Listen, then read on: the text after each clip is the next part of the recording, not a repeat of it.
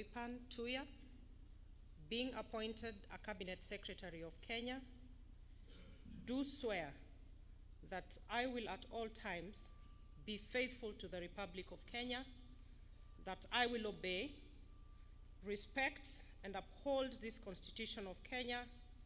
and all other laws of the Republic, that I will well and truly serve the people and the Republic of Kenya in the office of Cabinet Secretary,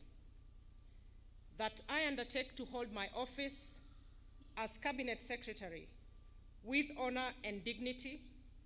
that I will be a true and faithful counselor to the President for the good management of the public affairs of the Republic of Kenya, that I will not divulge directly or indirectly such matters as shall come to my knowledge in the discharge of my duties, and committed to the secrecy